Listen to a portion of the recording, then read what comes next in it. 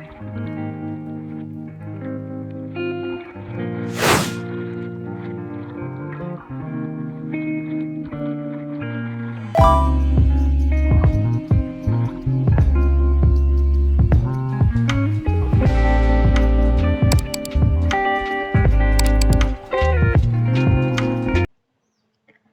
pagi, perkenalkan nama saya Priscila Dona Padaunan dari kelas 4 CAM dengan NIM 2265120012.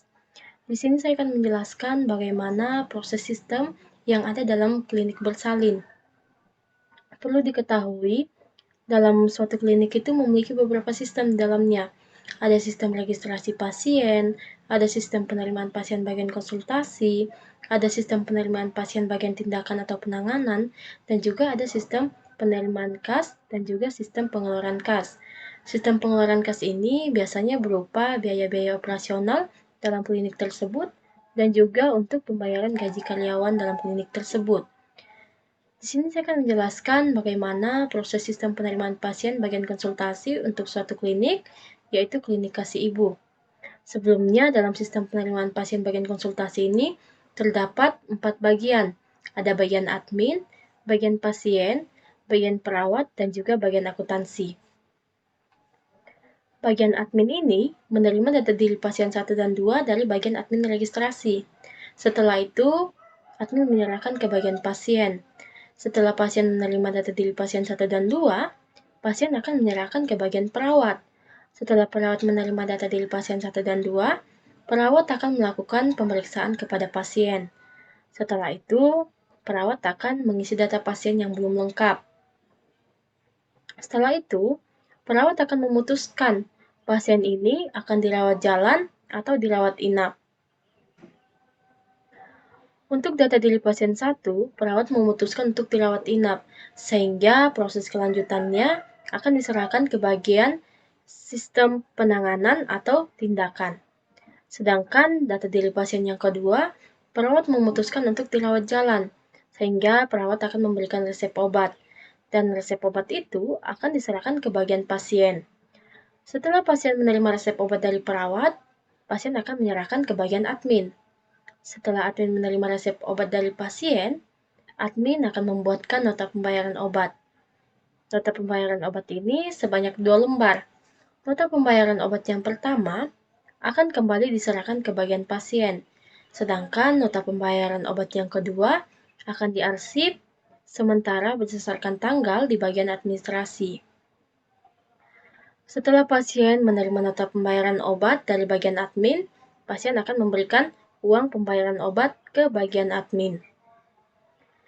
Setelah bagian admin ini menerima uang pembayaran obat dari pasien, bagian admin akan membuatkan bukti pelunasan pembayaran. Bukti pelunasan pembayaran ini sebanyak 2 lembar. Bukti pelunasan pembayaran yang pertama akan diserahkan ke bagian akuntansi, sedangkan bukti pelunasan pembayaran yang kedua akan diarsip sementara berdasarkan tanggal di bagian administrasi. Setelah bagian akuntansi menerima bukti pelunasan pembayaran dari bagian admin, bagian akuntansi akan mencatat dalam jurnal penerimaan kas. Setelah itu, jurnal penerimaan kas itu akan diarsip secara permanen berdasarkan tanggal di bagian akuntansi. Dalam sistem penerimaan pasien bagian konsultasi ini, ada diperlukan beberapa dokumen dan catatan di dalamnya, yang diantaranya kartu rawat inap. Contoh formatnya seperti ini. Ada beberapa hal yang perlu diisi oleh perawat.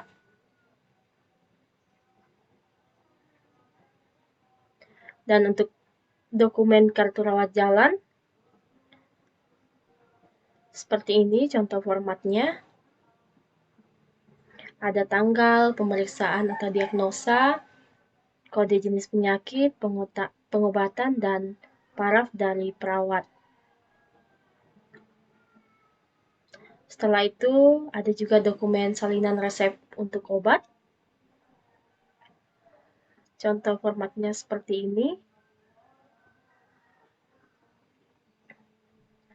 Dan juga ada dokumen laporan data pasien. Contoh formatnya seperti ini. Ada nomor, kode pasien, NIK, nama, tanggal lahir, alamat, dan nomor telepon.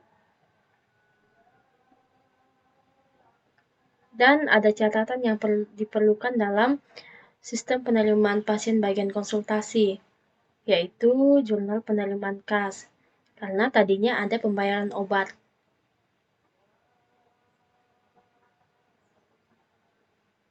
Berikut contoh format dari jurnal penerimaan kas.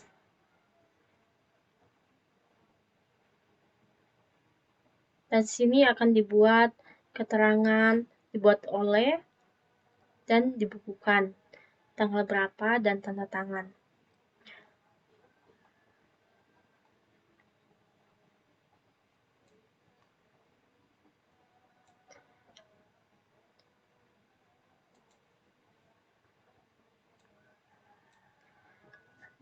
Demikian penjelasan saya mengenai sistem penerimaan pasien bagian konsultasi dan juga beberapa dokumen dan catatan yang ada dalam sistem penerimaan pasien bagian konsultasi.